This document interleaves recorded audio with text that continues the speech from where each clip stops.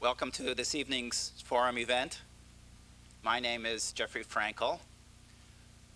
For those of you who don't know, this forum event is actually part of a larger 4-day conference that we've been holding on the subject of American economic policy in the 1990s.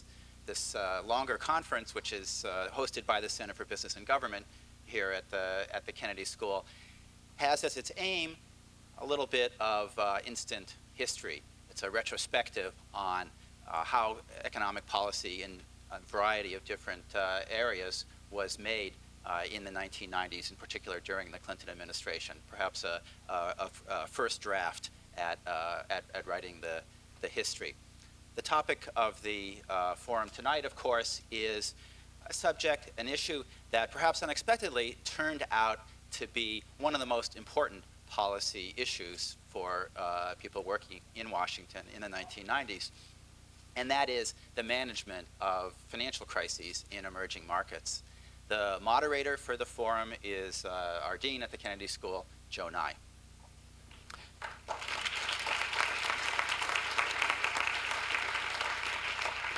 Thank you, Jeff. Jeff Frankel and Ira Jackson and the folks at our Center for Business and Government have done an excellent job of putting together a very distinguished conference. And this panel is a sampling on one of the important topics that are being discussed. We have a very distinguished panel, people who have been at the heart of it. The last two speakers that you'll hear are both distinguished economists who have written a paper for the conference, and they're going to get to go last. The comments that they hear first will, we think, inform what they get to say. I will introduce each of the panelists in order, and it is interesting that the first person I get to introduce on this distinguished panel is about to become my boss in 3 days, which reminds me that one of the things I learned in my Washington service is you can never use too much flattery in introducing your boss. On the other hand, he's not my boss yet, he's still my friend. So I'm going to just read the facts, and if you think the facts sound like flattery, that's just the way the world is.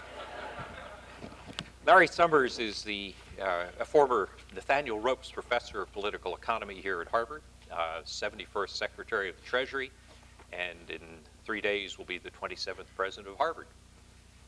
Before joining the Clinton administration, he was Vice President and Chief Economist of the World Bank, and he's also served as economist on the President's Council of Economic Advisors in the 1980s. He was awarded the John Bates Clark Medal, which is the medal given to the outstanding American economist under the age of 40 every 2 years.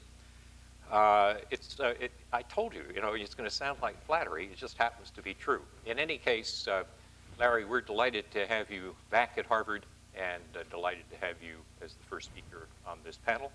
But like anyone, even the future president of Harvard, you only get 10 minutes. Joe, it's good to be here and good to see so many old friends, both from Harvard and from the Clinton administration. As you described the challenge you faced in introducing me, I was reminded of the experience I had at the IMF World Bank meetings, where as Secretary of the Treasury, it was my job to introduce the president. And I had prepared what seemed to be a suitably effusive set of remarks, which I mumbled my way through. And then the president got up and he looked at me and he said, "Larry, you have just demonstrated one of my most important laws of political life. Whenever possible, be introduced by someone who you have appointed to high office." And the room of 3,000 people exploded at my expense. Well, the president was very powerful that day in speaking about international economic policy, and it really was a preoccupation of his throughout his term. What I'd like to do is comment on what I think are 3 enduring legacies of the Clinton administration. First, the idea that you can be progressive and stand for macroeconomic and financial rectitude. 3 absolute pillars of our policy for 8 years were a commitment to deficit reduction, a commitment to the idea that running the federal government's budget in a prudent way would carry major economic benefits in terms of higher investment and growth. Respect for the independence of the Federal Reserve because of a recognition that bashing the Federal Reserve was a fool's game. The Fed didn't listen, so short-term interest rates didn't change, and the market did listen, so long-term interest rates went up. And recognition that a strong currency was in a nation's interest and a strong dollar was in the United States' interest. That seeking to artificially depress a currency for competitive advantage was a short-sighted strategy that didn't increase competitiveness in the long run and did carry with it a whole set of difficulties in terms of lack of confidence in financial markets and ultimately undermining the discipline that increased productivity. Those three ideas, that surpluses were good, that administrations were better off ignoring the Fed, and that a strong currency was a good idea, were hypotheses supported by some economists in 1993. It seems to me that 8 years later, there is a much clearer track record in support of each of those three propositions.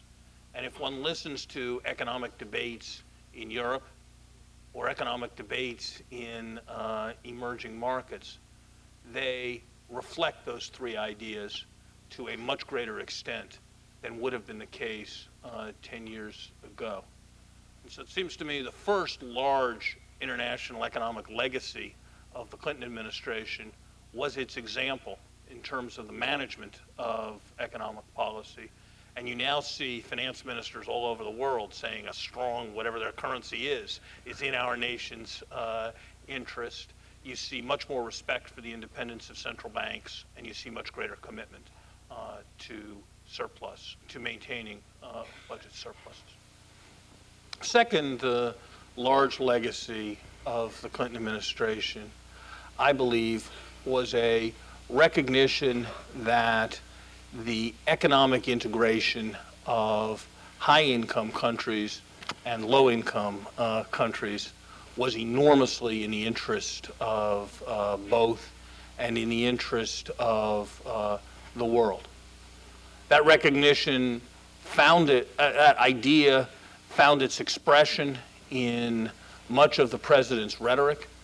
It found its expression early in NAFTA, in the Uruguay round, in the emphasis on the desirability of free trade in the Americas. It found its expression in the aggressive response, which I'll come to in a moment, to financial crises when they existed in emerging markets. And it found its expression in the political groupings that the administration supported. The president's participation in APEC meetings, the formulation first of the G20 and then the G30 groups to bring larger numbers of countries into the financial dialogue. The existence at both the presidential level and the economic official level of meetings of the Western Hemisphere group.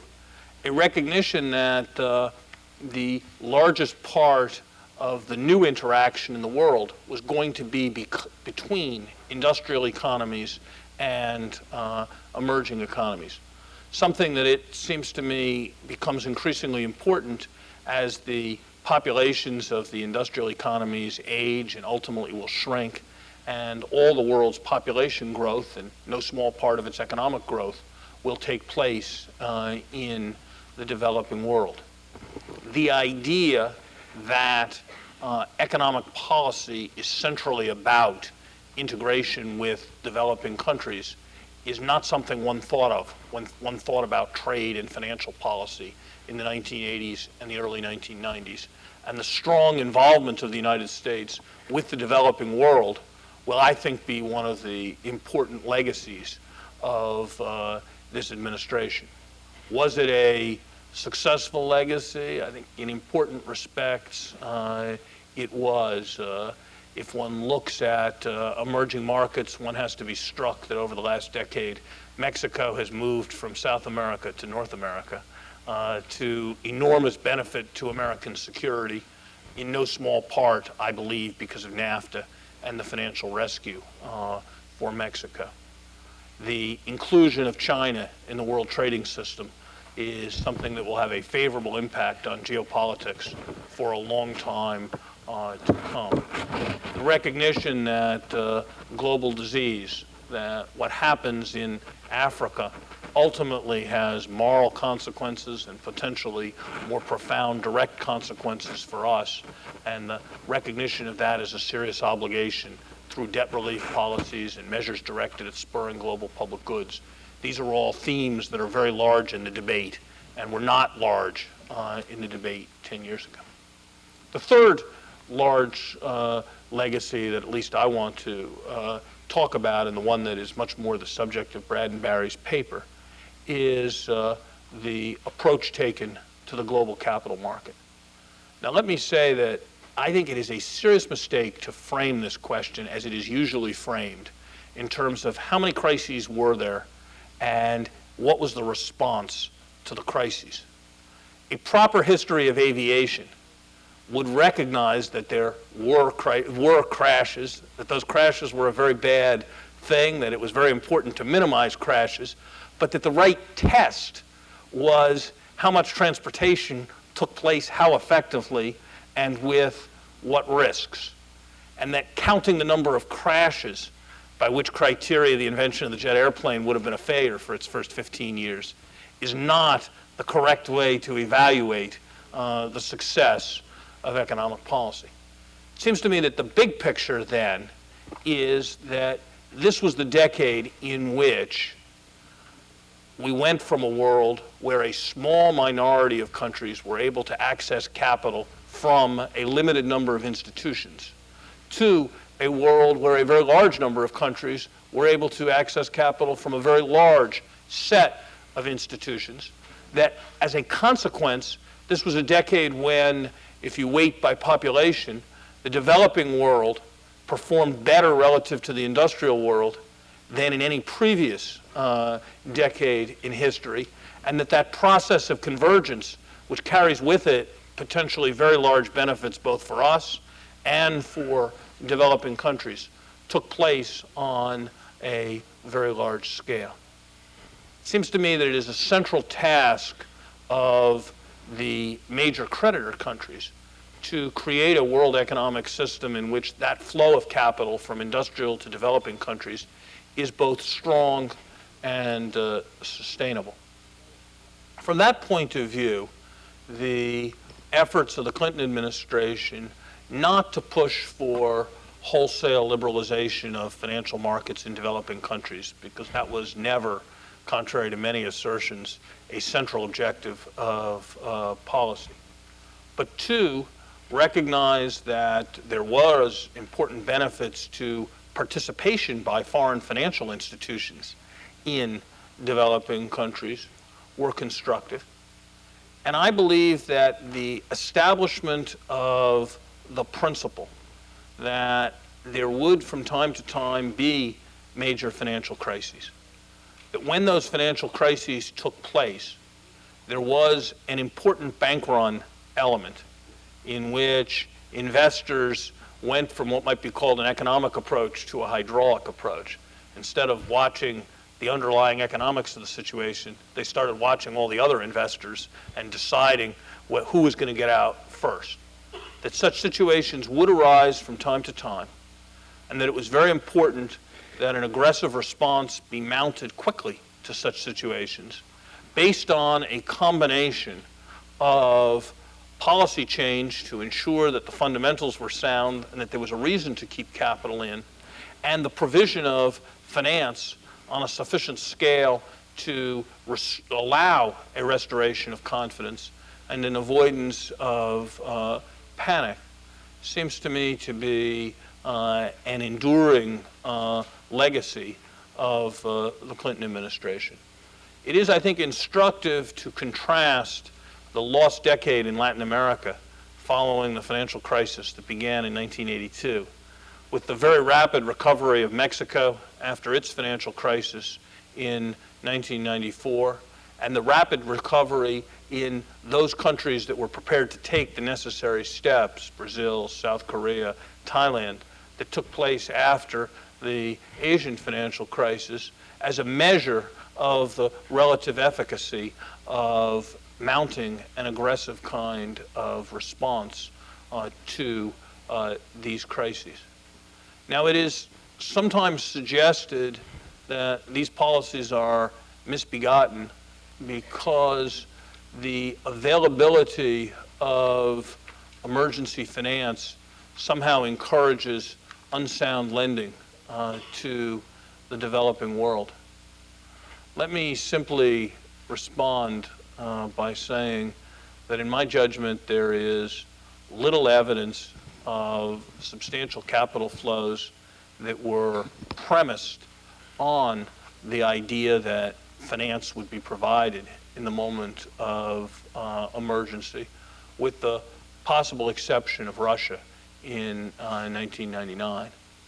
And that it is very important, 1998, and that it is very important in thinking about this question to distinguish, as people rarely do, between the classic U.S. example of the S&L crisis or what's going on in Japan, where funds are provided in cash to people who have made bad investments or loans to defunct institutions, and the situation in the international financial system, where loans are made available, now at premium interest rates, with the assurance of repayment, where the cost to the provider of confidence is zero, and in a present value sense may actually be negative, as it proved to be with the United States rescue of Mexico. And that makes a very important difference. Not 1 cent of U.S. taxpayer money has been lost in any of these financial support programs. A final observation, Joe, I hope I'm not abusing too badly my time limit, but if I am, it's only 3 days. Okay.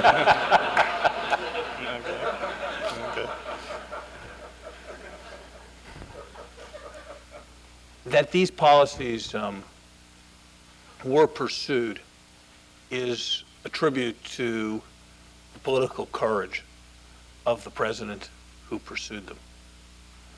There was no strong constituency in his political party for the deficit reduction strategy, for the strong currency strategy, for the idea of respecting the independence of the Federal Reserve. There is no strong internal political constituency in the United States for doing anything with the developing world. And these financial rescues were mounted at enormous political risk. When we presented to the president the Mexican rescue program, which we were recommending that he adopt, we explained that it would cost $25 billion. We were corrected by one of his political advisors who said, "Oh, you must mean 25 million." And we said, "No, we actually mean 25 billion. The political class went a little quiet at that point, and then one of their senior members said, "Mr. President, if this money goes to Mexico and it doesn't come back, it is likely to cost you the next election. And these people are telling you that it may not come back." And the president took that in, took in the report that they'd done a poll on our proposal, and there was 80% against, which might lead you to the fallacy of thinking that there were 20% in favor. But you'd be wrong. There were 14% undecided. And the president, I believe, to his very great credit, responded to that by saying, you know, we were here to do what we think is the best thing, and if we lose the election, we lose the election, but I couldn't sleep at night if I wasn't prepared to take something like this on. And in a matter of about a half an hour, made what was, for him politically, an enormously risky decision.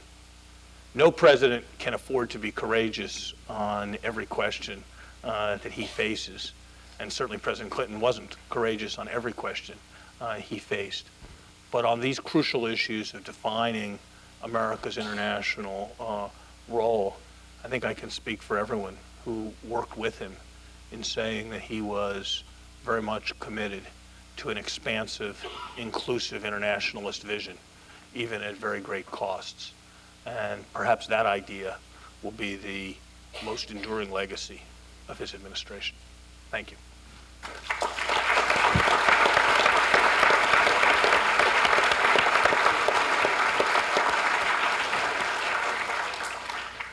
Stan Fisher is the first Deputy Managing Director of the International Monetary Fund and has been since September 1994. Before that, he was head of the Department of Economics at MIT. And before that, like Larry Summers, he was Vice President and Chief Economist of the World Bank. So obviously for the first two speakers on this panel, that's a necessary part of the CV. Stan was born in Zambia in 1943. Went to the London School of Economics and then got his PhD in economics from MIT.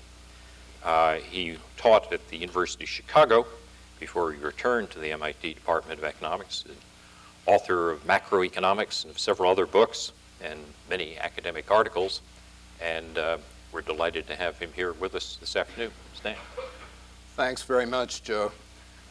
This conference is done in the form of having a background paper which is written by Barry Eichengreen and Brad DeLong, and then we're supposed to comment not necessarily on the paper, but I will from time to time refer to this, this very good paper that sets the background for our discussion.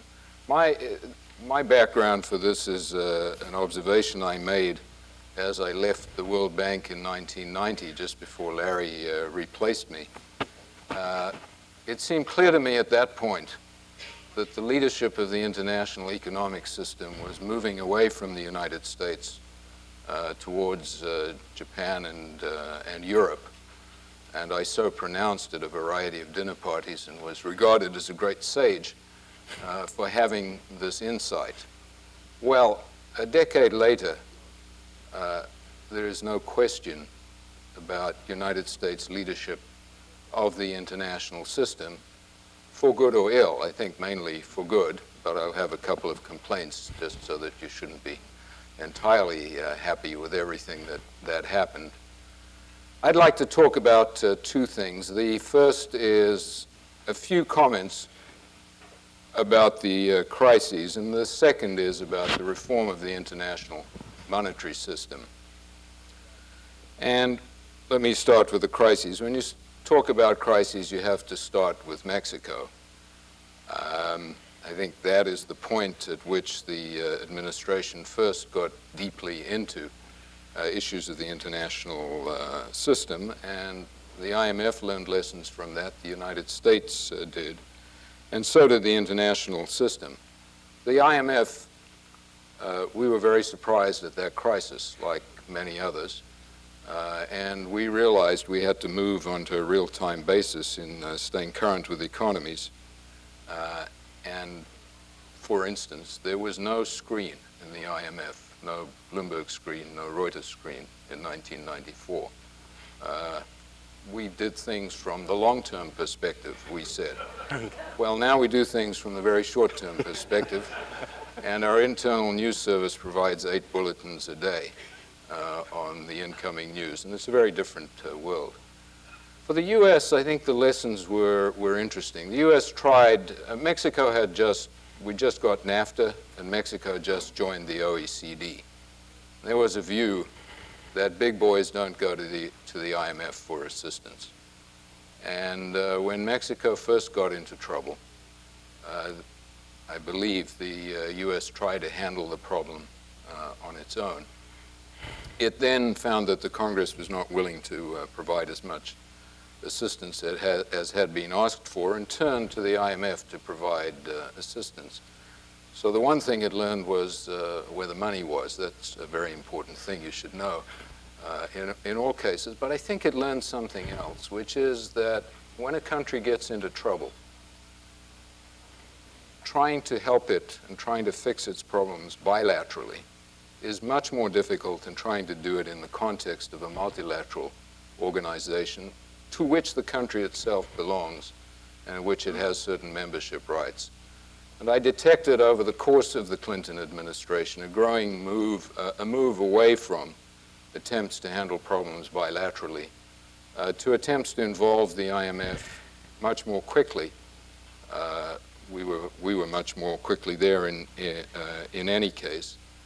And I think that was good for the system. I think it was good for the administration as well. Of course, it doesn't mean they didn't try to micromanage everything that was going on in these crises, but that's just the nature of your next president, I have to tell you about that.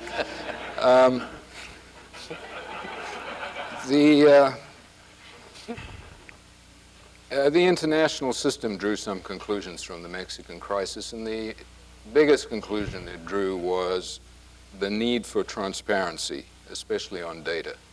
We simply didn't know what was happening to Mexico's reserves in the lead up to the crisis. And there was a massive effort immediately after the crisis had stabilized to improve the data that were provided by countries to the markets. And that took the form of a so-called special data dissemination standard. I believe that effort has been a great success. Several of the subsequent crises could not have happened in the way they did if the data that is now made available had been available then.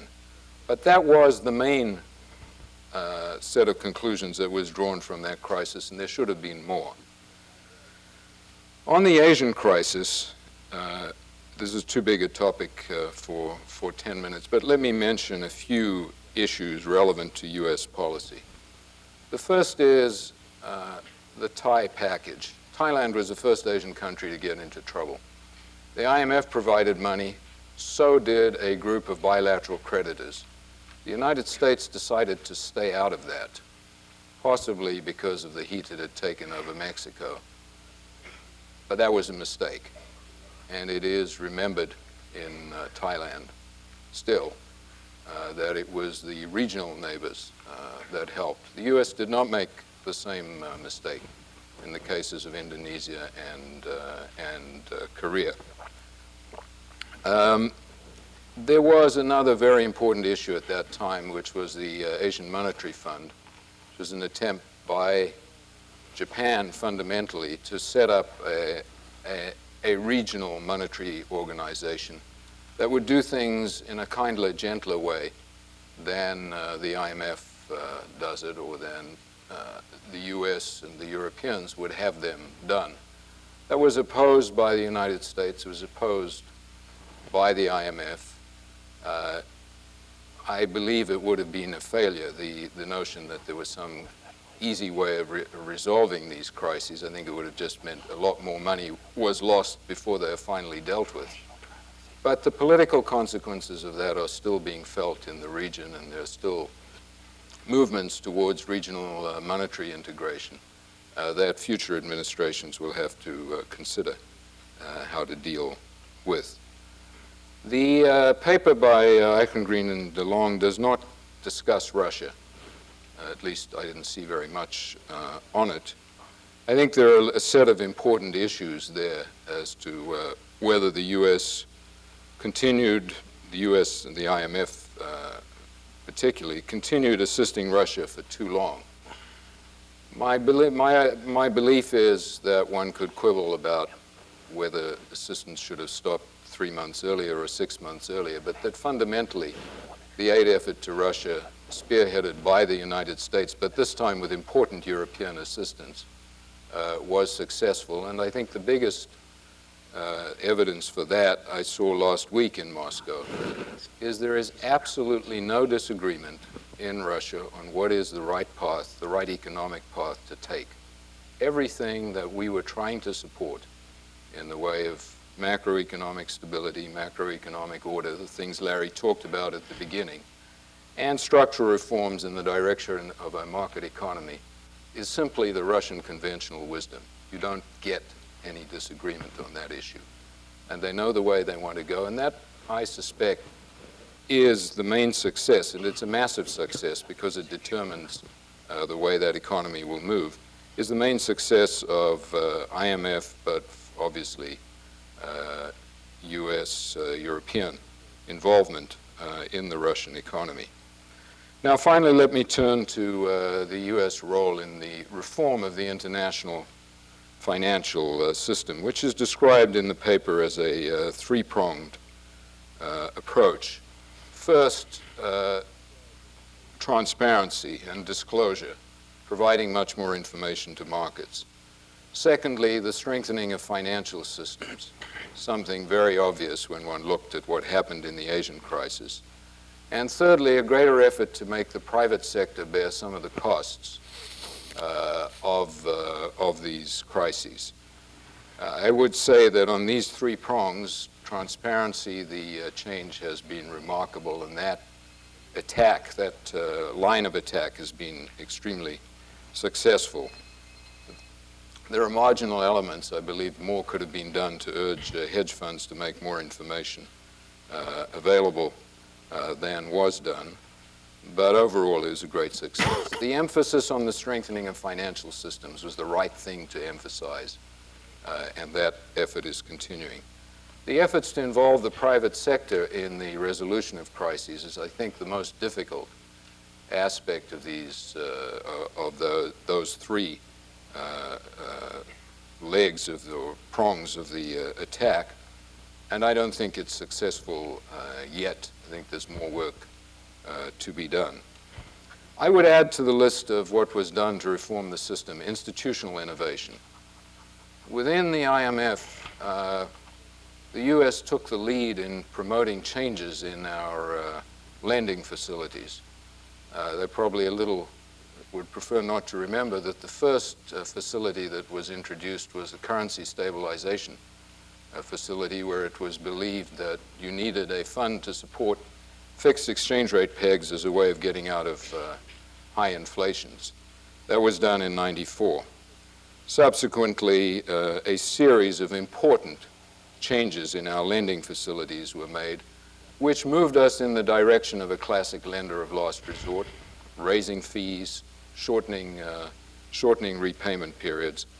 The impetus for those came from the US Treasury. They were very important, and they were strongly behind the most recent innovation, the contingent credit lines, which are a way of providing precautionary lending, helping countries strengthen their policies by making a line of credit to them, available to them in case there would be a crisis, but not waiting for the crisis before making the money available. This is something that Alan has emphasized in a lot of his work, and I believe it's a very important initiative. We're heading in the direction of being about to get, I think, within a month or two, the first taker for that commodity. Now, having done all this, the final initiative of the administration was to push hard with their European allies for a simplification of the facilities, of the lending facilities of the IMF. So we abolished a few that they had proposed earlier in the interest of getting the thing neater, but I think those made sense too. There was also innovation in setting up other institutions, the G20, a group of 20 countries leading industrialized G7 plus a few, plus the main developing countries, into a group whose precise purpose is not yet clear. And the Financial Stability Forum, another group which the lead was taken by the Europeans.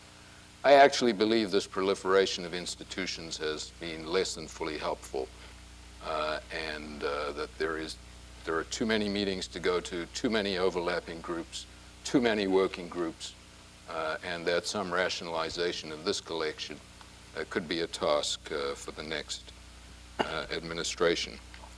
My final comment, the administration's views on exchange rate systems evolved, as did the IMF's views, from support for pegs in the beginning to a strong preference at the end for flexible exchange rates, while recognizing that when a country has a peg rate, forcing it out of it is a very difficult operation. That's one of the reasons you don't want to go into it in the first instance.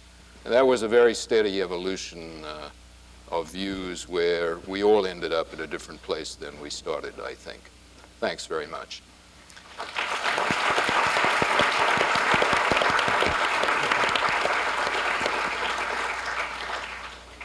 Alan Meltzer, in addition to being a professor at Carnegie Mellon University, has been a visiting scholar at the American Enterprise Institute in Washington since 1989. He's also been a visiting professor at Harvard, Chicago, Rochester, and a variety of other institutions. He's been a consultant for various government bodies, and in 1999, he became the chair of the International Financial Institutions Advisory Committee appointed by the Congress to advise the Secretary of the Treasury in the Congress. He's the author of several books and more than 250 papers on economic theory and policy, and we're looking forward to his views. Thank you, Joe. My comments focus on four major areas of international economic policy in the Clinton years. Bear in mind that actual policy actions at their best represent a mixture of what is economically desirable and what is politically feasible. One way to judge economic policies is the degree to which they sacrifice economic efficiency and welfare for short-term political advantage.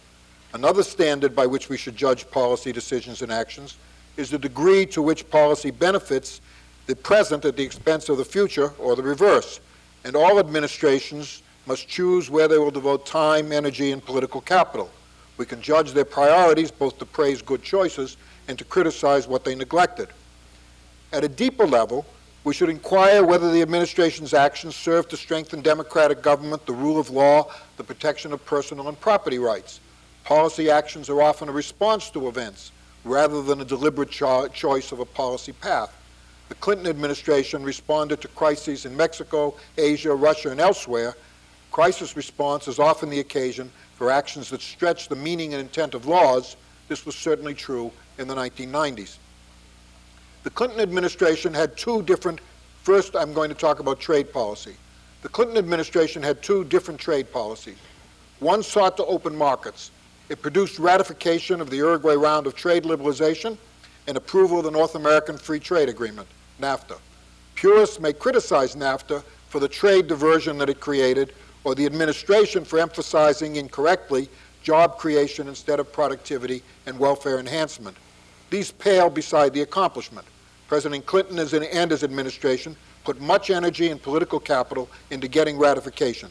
This was a real achievement against strong opposition, much of it coming from its own core constituencies, the labor unions and the environmental activists. The administration later followed these achievements by working effectively to win congressional support for admission of China to the World Trade Organization, again working for long-term benefits, providing a public good, and sacrificing the interests of its own constituents. The other side of the ledger shows two major failures. First is the failure to get new negotiating authority, called Fast Track, to work out an agreement with Latin Americans or another round of global market opening. To an outsider, the administration seemed unwilling to mount an effort comparable to the effort it had used for NAFTA or China. Freer trade creates a global public good. The United States failed to lead the region and the world toward greater openness. This was a failure of Clinton policy, a choice of narrow short-term political advantage over long-term benefits to us and others. The president compounded this failure in Seattle by scuttling the administration's initiative for a new round of negotiations. This time, President Clinton pandered to the labor union activists and the crowds in the streets by supporting labor and environmental positions that were unacceptable to most developing countries. This action sacrificed the economic development of emerging market countries through trade for electoral support of domestic anti-trade groups. It sacrificed extension of the rule of law for domestic political advantage. The strong dollar policy. Rhetoric aside, it is hard to know what this policy is. Economists understand that changes in the nominal exchange rate, the rate that is quoted in the market, have little lasting importance. The only way to weaken the dollar in more than a temporary way are to either inflate faster than our trading partners or slow productivity growth relative to growth abroad, say by taxing capital or investment heavily. The dollar strengthened after the middle 1990s in large measure because U.S. productivity growth increased. With higher productivity growth, Relative to Japan, Europe, and many other parts of the world, capital flowed here from abroad. The capital inflow was the way foreigners share in the higher profits and expected future profits that new technology is expected to bring. The strong dollar resulted from the individual decisions of individuals and firms abroad, not from the administration's dollar policy. There was a surge of foreign investment toward the U.S. The appreciation of the dollar was not policy-induced. What can we say about the rhetoric? What does it mean to say we have a strong dollar policy? Perhaps it means that administration's officials did not criticize the Federal Reserve publicly or insist on lower interest rates and more inflation than Federal Reserve actions produced. This is commendable and a great improvement over the rhetoric of its predecessors in the Bush administration, the Bush 1 administration. It is praiseworthy, but we should not confuse rhetoric with substantive policy. The exchange rate is a price. With a floating exchange rate, that price adjusts to current and anticipated future economic conditions here and abroad. A floating exchange rate is a policy. Given the floating exchange rate, it's hard to know what a strong dollar policy is. Financial crises and international financial institutions. The size and frequency of international financial crises increased dramatically in the 1980s and 1990s. Latin America, Mexico, Asia, Russia, Brazil, and most recently Argentina and Turkey drew hundreds of billions of dollars, like Larry, that's billions of dollars, in rescue packages. Two nearly universal features of these rescues were, first, moral hazard. Lenders suffered few losses, while the citizens of affected countries suffered often devastating losses of real income. Second, the International Monetary Fund, IMF, often pressured by the Clinton administration, insisted on a lengthy list of conditions because, as former Secretary Summers has said many times, crises provide excellent opportunities for insisting on reforms. The current IMF management has now recognized that most of these reforms had no bearing on a country's liquidity, solvency, or macroeconomic stability. This was a command and control system with a vengeance. The command and control system had many flaws. Two are major flaws. First, it subverted democratic processes. Although I deplore the methods chosen by the street demonstrators, many of their criticisms of the command and control system are correct. Second, for better or worse, the command and control system is ineffective. While there are difficulties in all studies of the effects of IMF conditionality, most find no significant effect on real income. The safest conclusion at this stage is that any positive effect is small. Certainly no strong positive effect leaps out of the data, whether the research is done within or outside the IMF. Recently, the World Bank has advanced roughly $20 to $30 billion a year for poverty relief and economic development. The largest part, about 70%, goes to middle-income countries that can borrow in the international capital markets. For example, China receives $60 billion annually in private investment and loans from the capital market. It pays an interest rate only slightly higher than the rate at which the World Bank lends. Why should the World Bank lend to China? Would not the benefit be much greater if the bank financed effective programs in poor countries? As Jeff Sachs has emphasized many times, elimination of tropical diseases and improvements in tropical agriculture and forestries are examples of programs that could benefit many people in very poor countries. In 1999, Congress voted to establish a commission to consider reform of the principle of financial institutions. The Clinton administration vigorously opposed establishment of the commission. It agreed, finally, as the price of getting congressional approval of $18 billion in additional funding for the IMF. The international financial institutions have important roles to play. The report of the International Financial Institution Advisory Commission called on the International Monetary Fund to supply three valuable public goods. First, improvement in global financial stability and reduction in the magnitude and frequency of financial crises. Second, improvement in the quantity and quality of information available in the market and in the timeliness of that information. And third, provision of the services of a quasi-lender of last resort during financial panics. The Commission's most important reforms proposed an incentive system for the failed system based on command and control at the IMF, and proposed far-reaching reforms of the World Bank and other development banks.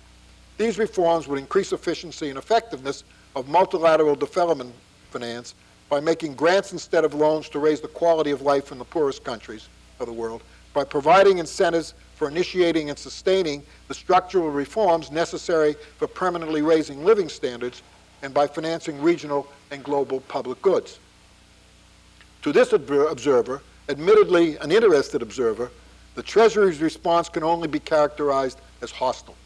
The administration made prodigious efforts, including telephone calls from President Clinton and Secretary Summers to members of the Commission, urging them to oppose the report. These efforts failed to prevent a bipartisan vote in favor of the report. Later, the Treasury rejected virtually every major recommendation in the report when it submitted its comments required by Congress. This hostility seems strange and counterproductive in view of the more cordial reception of the proposals at the IMF and the later endorsement by Secretary Summers of the proposal for grants. I can only speculate on the reasons. There is, first, imbibu. It must be invented by us. Second was commitment to command and control practices, a belief that we can impose policies on countries in times of crisis. The Commission rejected this approach, at least the majority did, as flawed and unproductive. It subverts democratic processes abroad, encourages resentment in street demonstrations, and undermines institutions like the IMF, the WTO, and the development banks that, if restructured, would remain as important providers of public goods.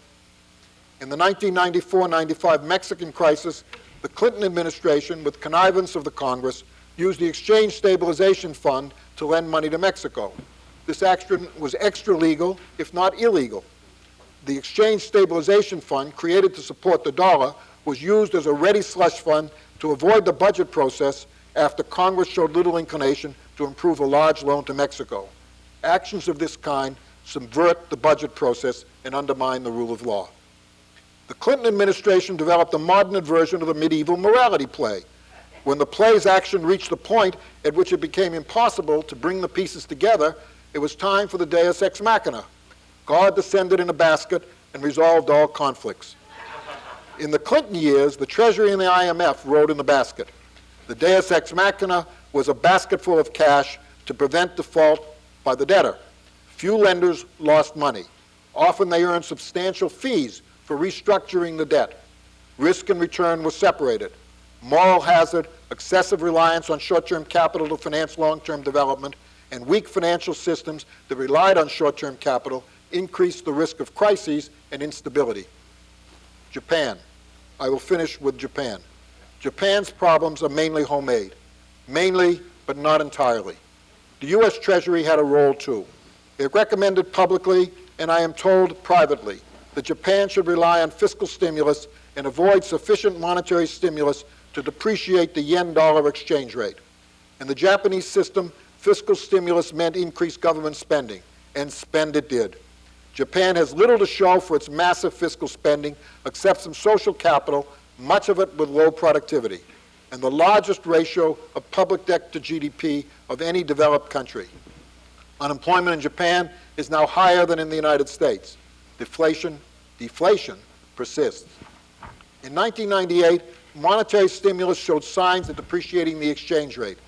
The yen-dollar exchange rate depreciated to 145 in June of that year from about 100 a few months earlier. Then Deputy Secretary Summers came to Tokyo and ended that policy. The yen soon appreciated to 105, a massive and foolish change in an economy with falling prices and rising unemployment. The policy was mistaken, wrong, and it failed. The major mistake was a failure to recognize that the yen was overvalued. If Japan could not depreciate its nominal exchange rate, prices had to fall in Japan until Japan had a real exchange rate that was consistent with steady growth and stable prices. This took time. Time is continuing to run. Where was the strong U.S. dollar policy when the Japanese needed it? The failure was extremely costly to Japan, to Asia, and to us.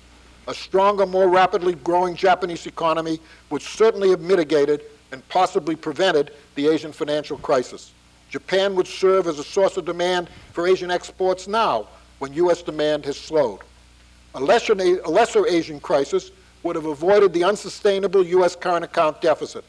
The Federal Reserve would not have found it necessary to use heavy monetary stimulus in 1998-99, running the risk of higher inflation to prevent the Asian crisis from spreading and deepening. Our expansion permitted many Asian countries to export their way out of the crisis. but the stimulus also helped to produce soaring stock prices and their aftermath. Do not misinterpret what I have said. Under the circumstances, the administration and Federal Reserve program was the right policy in the Asian crisis and its aftermath. The world economy would be much worse if the U.S. failed to expand.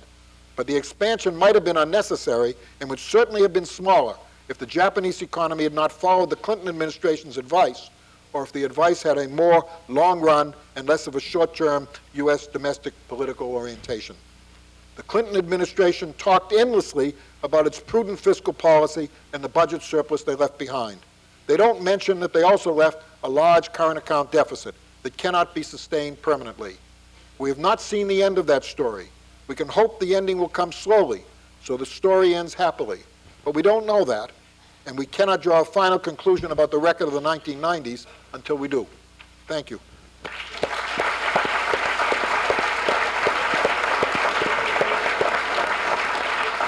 Do I get a couple minutes to Yeah, respond? but not until we get Right. yeah. Brad DeLong and Barry Eichengreen, who are both professors at University of California, Berkeley, are the co-authors of the conference paper for this session, which is entitled Between Meltdown and Moral Hazard, the International Monetary and Financial Policies of the Clinton Administration. They have 10 minutes to divide between them. Earlier, David Cutler, in an earlier session of the conference, suggested that he and his co-author might speak simultaneously to double their time, but we don't recommend that, so I'm going to call in each of them in turn. Brad will go first. He's professor of economics, co-editor of the Journal of Economic Perspectives, a research associate of the National Bureau of Economic Research, and a visiting scholar at the Federal Reserve Bank in San Francisco. He served as Deputy Assistant Secretary of the Treasury for Economic Policy from 93 to 95, and before joining the Treasury was Danziger Associate Professor in the Department of Economics here at Harvard.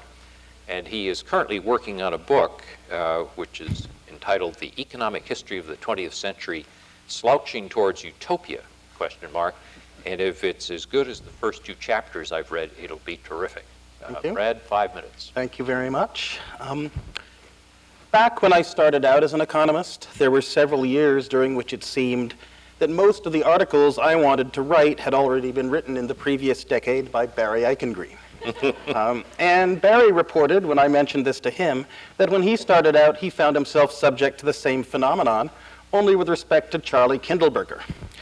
So I spent last weekend rereading Kindleberger's 1978 book, Manias, Panics, and Crashes, right, which is a classic study of domestic and international financial crises, their causes and effects, how government should handle them. I'm looking for places where Kindleberger had already said more than 2 decades ago what Barry and I think before we had thought it, and had expressed it better than we could. And I found a substantial number of such places. Kindleberger's declaration that in the last analysis, the making of international economic policy in a crisis is an art, and that, quote, says nothing and everything. Kindleberger's summary that the rescuer of the system, the Deus Ex Machina descending from the basket full of money, the source of large amounts of aid to stabilize prices in a panic, that the lender of last resort, quote, should exist, but its presence should always be doubted, and that this is a neat trick, always come to the rescue in order to prevent needless deflation and depression, but always leave it uncertain as to whether rescue will arrive in time or at all, so as to instill caution in, quote, speculators, banks, cities, or countries. And at the end, Kindleberger calls for, quote, some sleight of hand, some trick with mirrors. So Kindleberger's declaration that he does not wish to controvert the claim that the presence of a lender of last resort does weaken the self-reliance of the financial system, does increase the likelihood of falling into, quote, excesses of overtrading, revulsion, and discredit. But on the other hand, the known existence of a lender of last resort causes market expectations to coordinate on the favorable equilibrium, that there is a chance that it does not increase speculation and overtrading, but rather has a bigger effect in, quote, calming anxieties when overtrading has occurred. That finding the point of balance is difficult, and keeping the point of balance almost impossible is very clear, right, in Kindleberger's on the one hand, on the other hand discussion. And that was also my thought on listening to Alan Meltzer this afternoon. As this afternoon, we've heard Alan Meltzer, the chair of the Meltzer Commission, the one who fears the growth of moral hazard, from excessively generous rescue operations. I'm the one who believes that large-scale lenders of last resort that are too interventionist create by their very existence the crisis they are then forced to handle. The one who believes that a leaner IMF would be a better IMF, and that it is very important that speculators fear mightily that they will get badly burned if they invest expecting to be rescued if a panic comes. But if you read your Financial Times last, say, May 10th, you'd have heard a different Alan Meltzer. He proposed that the IMF commit to, in a crisis, be willing to buy any and all government bonds that private investors wish to sell, albeit at a substantial discount to the IMF's estimate of its post-crisis fair market value. Sooner or later, however, in some crisis or other, the IMF's estimate, even heavily discounted, would turn out to be higher than the market's estimate. The IMF would need the resources to make good its commitment. And not even Stanley Fischer has asked for the IMF's funding to be topped up to the point where it could buy the entire national and provincial government debt of Argentina and Turkey, right, plus maybe Brazil and Korea, but even at fire sale prices. Now, the hope is that the promise, the commitment to buy, the fact that there is a secure kind of floor under there, even a very cheap one, that will be enough so that the last resort in which the basket needs to appear will never come. But history teaches us that whenever economies wish, they are eager to wander off of the subgame perfect equilibrium paths that are in our models. The major financial institutions of New York, for example, had every economic incentive to carefully monitor and supervise what long-term capital management, then leveraged at 25-1, was doing with its portfolio in 1998, yet they did not do so, and its spectacular bankruptcy was one of the more interesting events of that eventful year. Those investors who bailed out of Mexican Tesabonos at the end of 1994 abandoned what turned out to be very attractive returns. And money managers who can explain today precisely why they were so eager to sell East Asian assets in the winter of 1998, they're very hard to find. So on the one hand, we have Alan Meltzer, the chair of the Meltzer Commission, right, who believes that too much micromanagement of economies in the form of detailed conditionality has been imposed, but too many resources have been devoted to crisis kind of intervention without sufficient, right, without consideration of what the long-term moral hazard consequences are. On the other hand, we have Alan Meltzer of the Financial Times, right, who wants more resources at the disposal of the IMF so it can credibly commit to the mother of all interventions, should that become necessary, and who calls for an IMF that can impose substantial standstills in a crisis, right? Conditions on whom a government can repay and what contractual obligations the government can assume vis-a-vis its creditors, right? Which is different from the usual form of conditionality, but a very strong form of conditionality indeed. Now let me be clear, right? I am not criticizing this kind of, call it intellectual schizophrenia. I share it, right? I understand it. You lost your microphone. You are asking for serious trouble. You are asking for serious trouble if investors in emerging markets, right, begin talking about, say, moral hazard players, or if investors in the NASDAQ begin talking about Greenspan puts, about how the Treasury and the Federal Reserve are going to guarantee that they don't lose huge amounts of money. On the other hand, it is also desperately important to have, right, a lender of last resort to put the situation right when the reasons why an economy has settled at an unfavorable equilibrium have less to do with fundamentals than with panic, right, revulsion, right, discredit. And the point of balance, well, that's an art. And to say that it's an art says nothing, right, but also everything.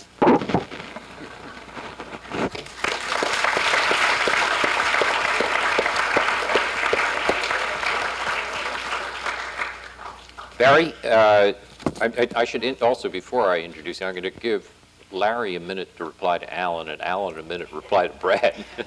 But so you can think about what you're going to say on that. But Barry still gets his 5 minutes. And Barry Eichengreen is the Pardee Professor of Economics and Professor of Political Science at the University of California, where he's taught since 1987. Also a research associate of the National Bureau of Economic Research here in Cambridge, and a research fellow of the Center for Economic Policy Research in London. In 97-98, he was senior policy advisor to the IMF. He's published widely on the history and current operations of the international monetary and financial systems. His most recent book is Toward a New International Financial Architecture. Barry. Thank you, Joe. One can't help but be reminded of Sir Walter Raleigh's dictum not to walk too close to the heels of history, lest you get kicked in the teeth. In other words, it's a pleasure, but it's also a little bit frightening to write and talk about this history in the presence of the people who made it.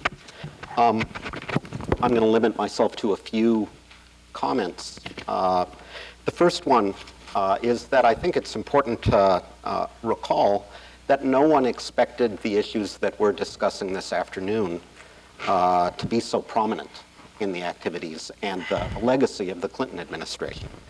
International monetary and financial issues did not figure prominently in the 1992 electoral campaign. To the contrary, despite the fact that that campaign coincided with the eruption of a major currency crisis in Europe.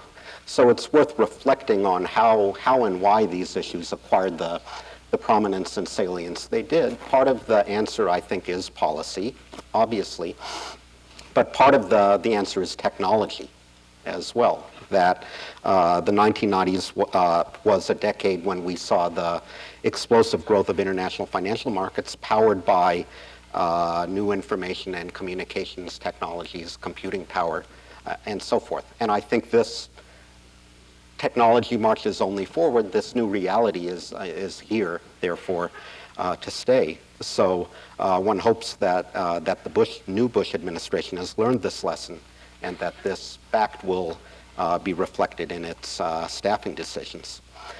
Second, looking back, I was struck in trying to write this history of how accurately a number of the major crises of this period were predicted by persons within the administration and persons within the IMF. Several people in important positions saw the probability of a Mexican crisis coming. They saw the likelihood of a Thai crisis coming. They saw the likelihood of a Brazilian crisis coming. What was not anticipated, however, was how severe those crises would become once they erupted and how contagiously they would spread. So I think that has implications for what those of us who think about the future should be thinking, not only about how to better predict and anticipate crises, but rather how to better understand when and why they become so severe in terms of their output effects and how they spread. A third observation is as I look back on the debate about how to make the world a safer financial place, what we call the debate over reforming the international financial architecture, I'm struck by how much of this agenda was already put on the table by the Clinton administration and by the IMF itself already in 1995, right after Mexico. Stan alluded to this in his comments. The key elements, the need for greater transparency in financial markets, stronger financial systems, bailing the private sector in rather than bailing it out in times of crises, were things that we and they all thought about already in 1995. But I think in turn this points to the great sticking point with such reforms. It's easier to get countries to agree to their desirability than to actually implement them. And I think we have a good ways to go still on the implementation front. On exchange rates, Stan alluded to this point as well. I am struck by how all three of the principal commentators on this panel now favor greater exchange rate flexibility for a large number of emerging markets as a way of making the world more a safer financial place. But I'm also struck by the fact that much of the progress we've made in moving in that direction has been the result of crises, that countries have moved there often involuntarily rather than as a result of a conscious policy choice. It's worth observing, I think, that the consensus that exists here amongst three panelists who reside in North America is not shared by much of the rest of the world. The Europeans, with a very different history and very different politics, would not share this view of the desirability of more exchange rate flexibility, nor would the Asians. So how to bridge that gap, I think, will be an important problem. Finally, on IMF reform, thinking about that issue and how it unfolded in the 1990s, I was reminded that a number of us, not Professor Meltzer, myself, others, were the authors of schemes for radical reform of that institution. Looking back on the history, you have to be impressed by the fact that this is not how a bureaucratic institution, an international organization like the International Monetary Fund evolves. It doesn't typically evolve in response to the grand visions of some modern-day John Maynard Keynes or Harry Dexter White. I think the Clinton administration understood this, which is commendable and evident in its emphasis on incremental reform within the context of the institution. And again, I would hope that this is something that a view that the second Bush administration also comes to share.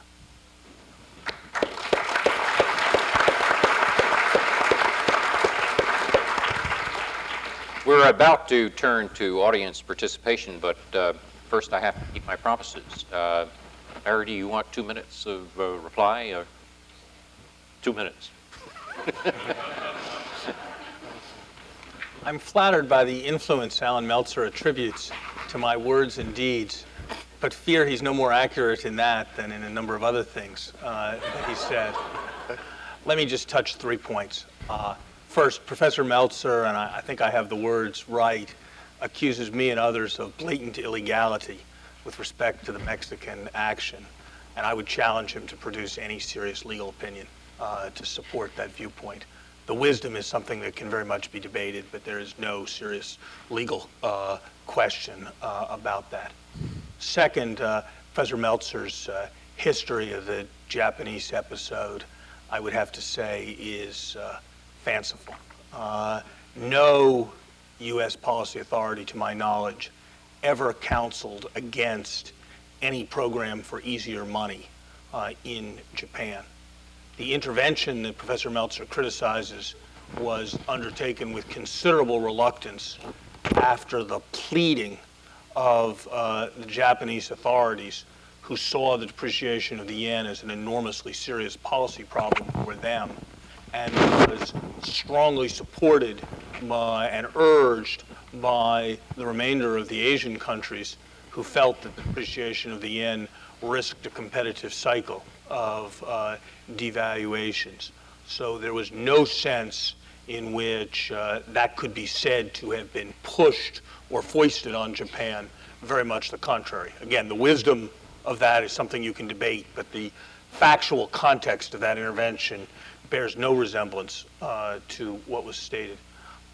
Third, on the question of conditionality, the quote that's attributed to me as a rationale for conditionality, that crises are times when a lot of reforms are possible, is not something I've ever said in that context.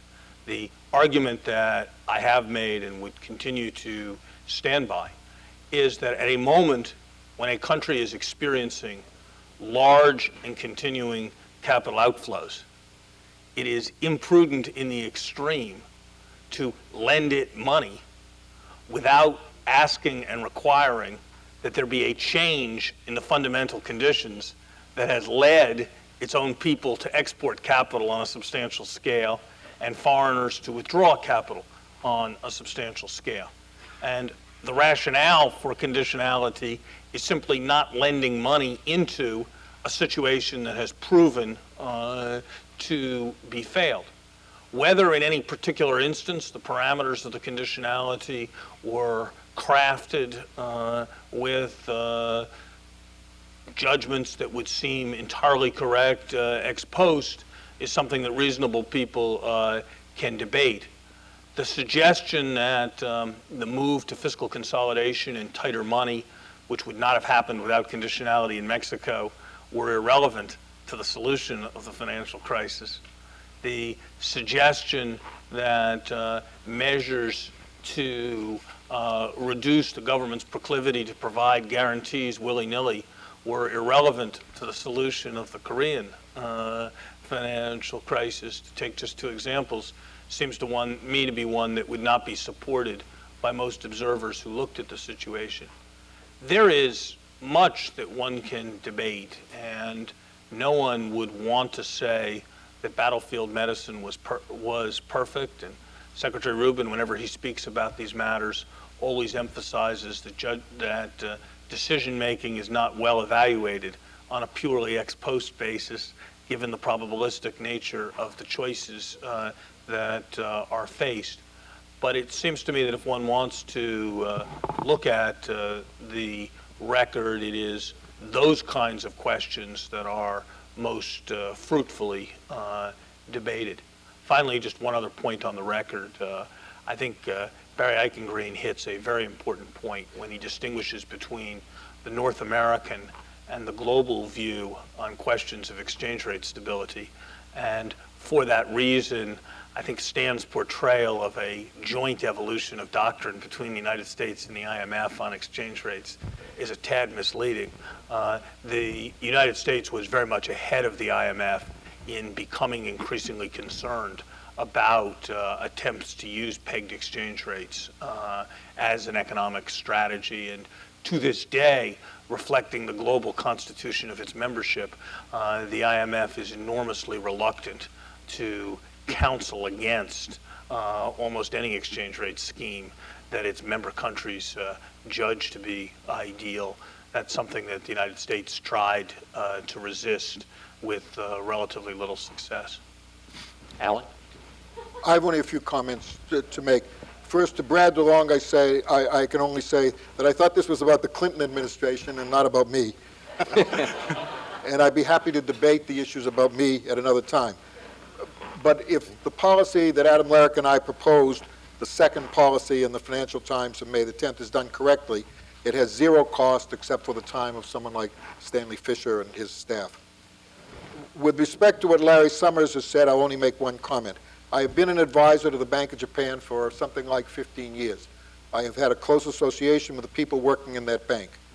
It is a commonly stated view that in Japan that during the Clinton years, it was not possible to devalue the yen substantially because of the threats from the U.S. Treasury. I've discussed that problem with the Japanese more than once and have received that same answer in more or less explicit and obtuse ways over the years. So perceptions differ about these things as they do about many other policy issues. On the other issues, I will leave them to discuss if we have time during the question period. We have two microphones on the floor here, on the left and on the right, if you want to line up behind them to ask questions. When you ask a question, I'd like you to please identify yourself, and I'd also like to remind you that questions are short and end with a question mark. My name is Alexander Rossolimo. I'm president of International Strategy Associates. My question deals with international money laundering. How big a problem is it, and what needs to be done about it? Money laundering, you must have had some experience with that, Larry. It's a big problem. A lot needs to be done about it. The ongoing multilateral processes that were set up during the Clinton years have achieved some modest successes in terms of leading a variety of Caribbean havens and the like to tighten their statutes and tighten their controls in these areas. There's a great deal that's left to be done. I am very, very troubled by the new administration's reluctance to take money laundering seriously and pursue money laundering as a major issue, and in particular their effort to scuttle the OECD's very important work on bank secrecy in tax haven jurisdictions seems to me to be a serious policy error. My name is Nasser Fazal, and I run a biotechnology company in Cambridge. My question is that about a few months ago, George Soros was here and on this stage. And during the Asian crisis, he had some kind of public feud with the prime minister of, I believe, Thailand or Burma. Malaysia. And he blamed him that he had bankrupted that country, speculating on the currency. Can you tell me if he's just a opportunist bandit, or he's trying to screw up the currency problems of the third world countries? That's a nice one.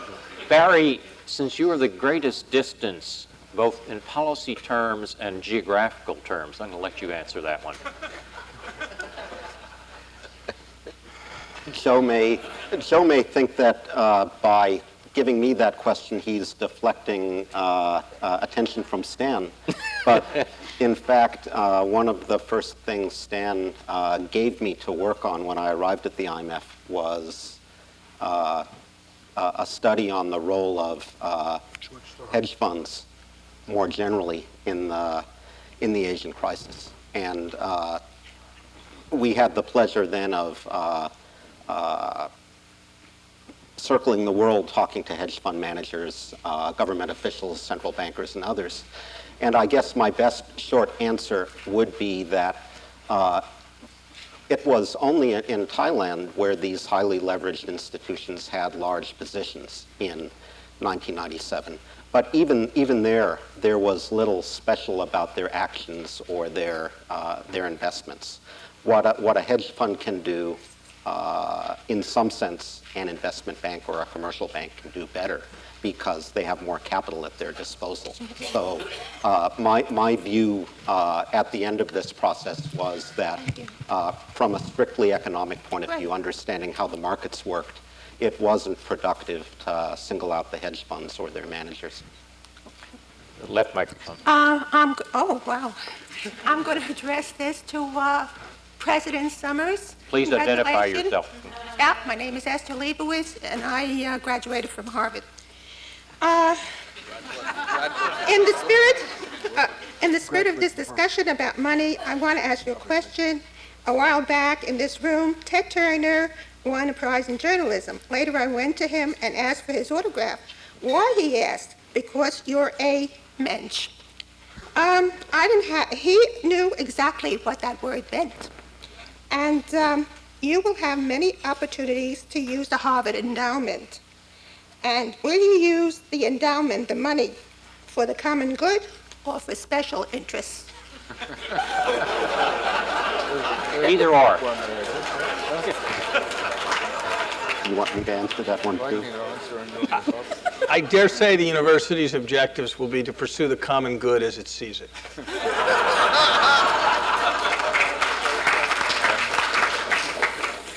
Good evening. My name is Gautam Mukunda. I'm in the Harvard class of 2001, currently on the staff at the Kennedy School. I want to say hello to Brad DeLong, my friend whom I've never met, but a polar opposite on an internet discussion group. It's good to finally see him. I wanted to ask each of you to perhaps be proscriptive as opposed to retrospective, which I know is the purpose of this discussion. We've heard a great deal of fascinating history about what happened in the 8 years of the Clinton administration in terms of financial planning, which was marked by a series of what was, in my opinion, obviously some people disagree, remarkable handling of a series of economic crises. Now, good policy often strives to avoid crises, but sometimes you have to deal with them. Sorry. Yes, the question being, how would you change the structure then? How would you change the structures within the administration to handle these things in future, as the administrative structure, the bureaucratic structure, and policy structure as well? Well, Larry, I suppose that you and Brad, as administration graduates,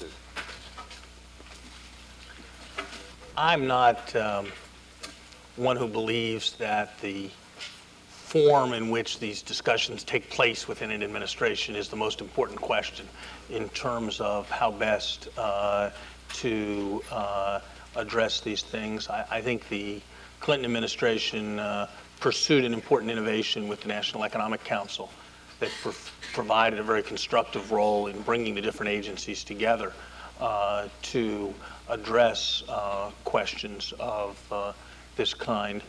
I think it's very tricky to manage a technical area like financial policy, because on the one hand, there is the need to make sure that all the political equities are well recognized.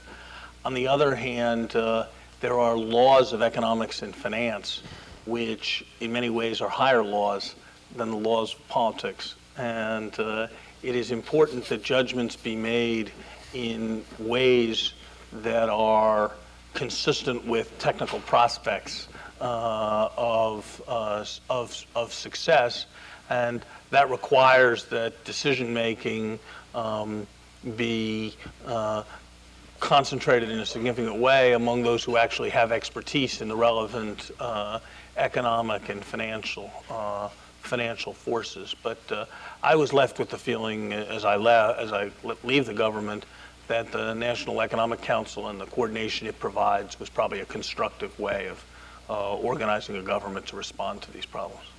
Alan, did you want to react at all? Or? I would just say that every administration finds the means of doing its administrative duties that's compatible with the way in which the president operates and the way in which the particularly relevant people, so that there is no single administrative structure that's going to be good for all time. My name's Natasha Sai. I work in emerging market debt, Goldman Sachs in New York. Can't hear you. Raise the mic a little bit, or tilt it upward. Maybe I'll just... Actually, you can take it out. Yeah, that's it. Even better. I'm sorry. My name's Natasha Sai. I work in emerging market debt in Goldman Sachs. And my question is, I wanted to ask for your assessment on the recent measures announced in Argentina and what your belief is on their appropriateness. Who would like to comment on the Argentine measures? I know who wouldn't, Joe.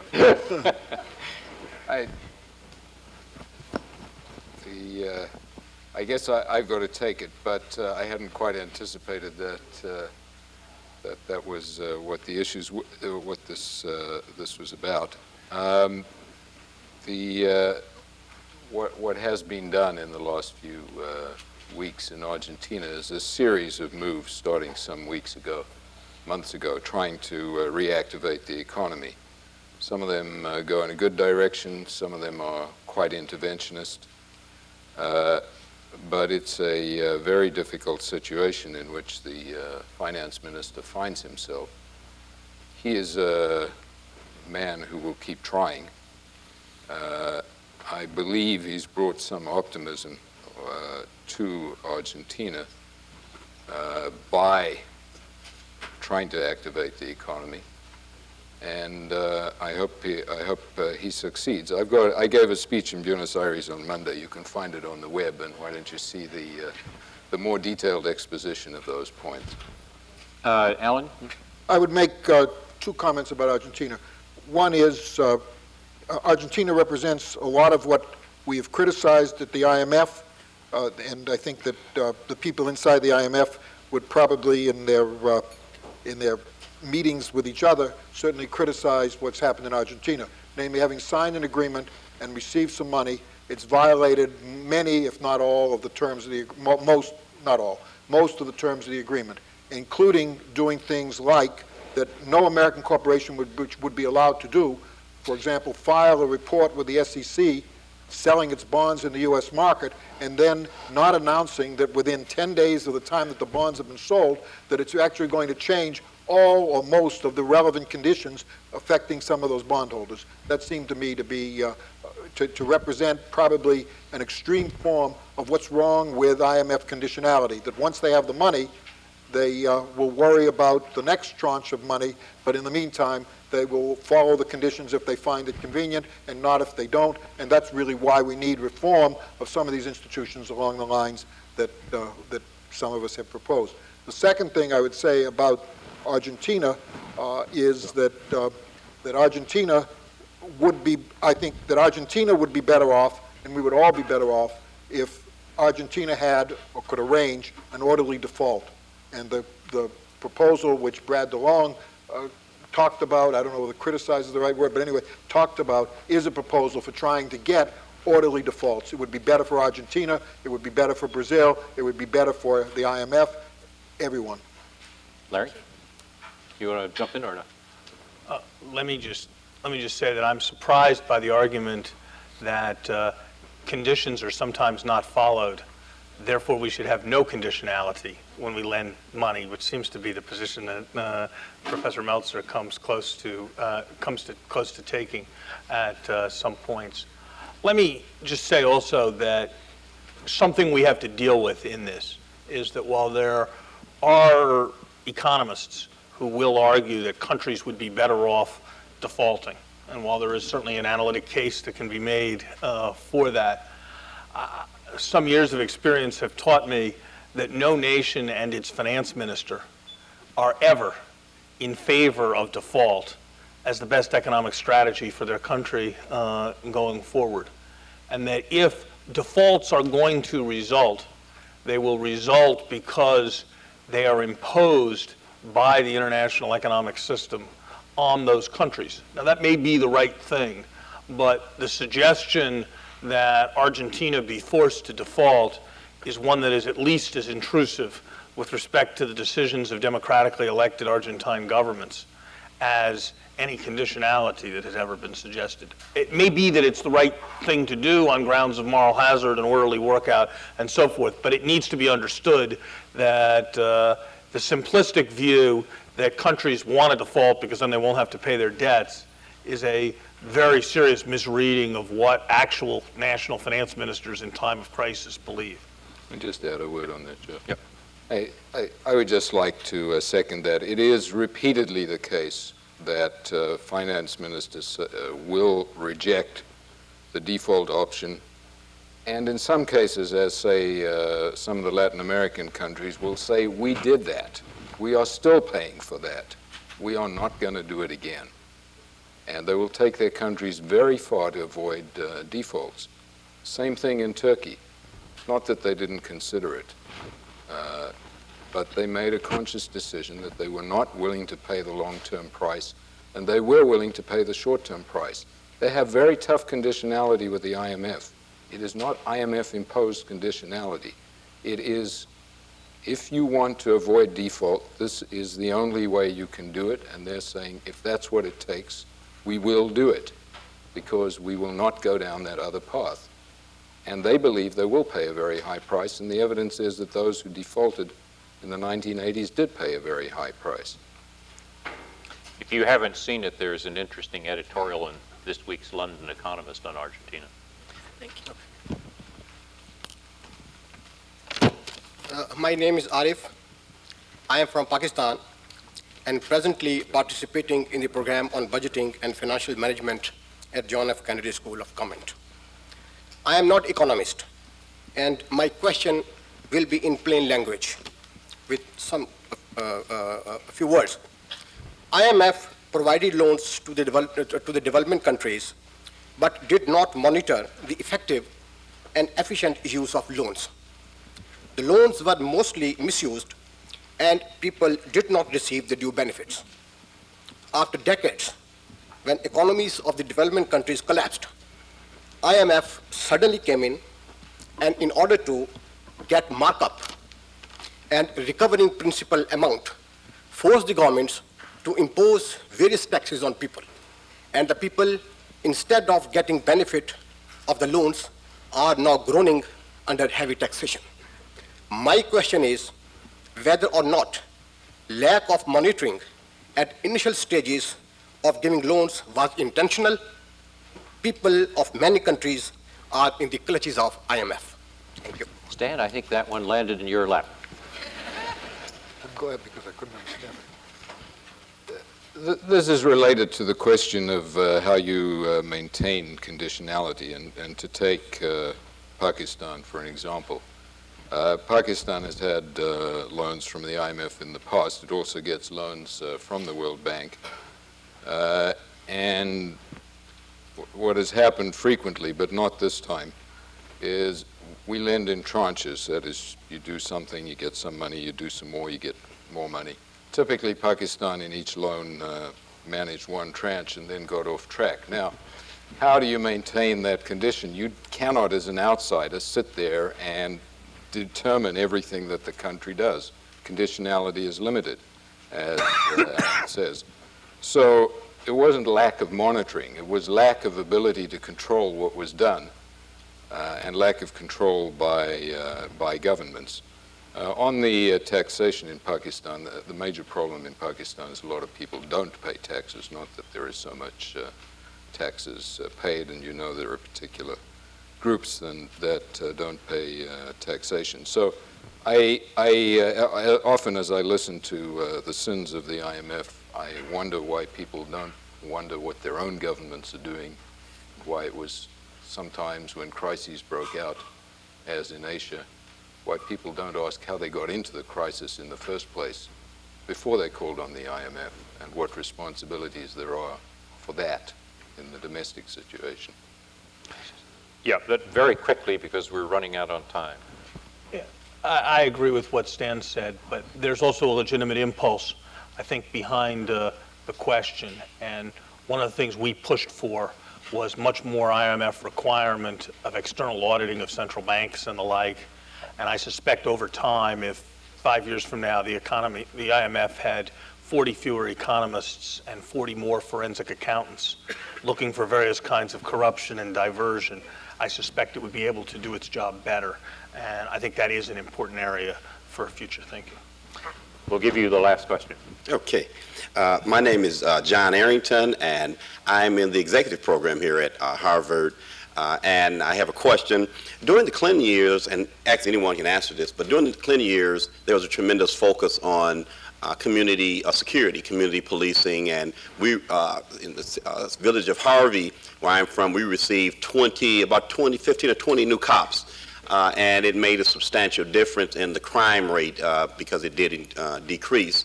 However, even with unemployment at an all-time low during these last couple of years, in my town in Harvey, right outside of Chicago, by the way, unemployment remained constant and business flight increased.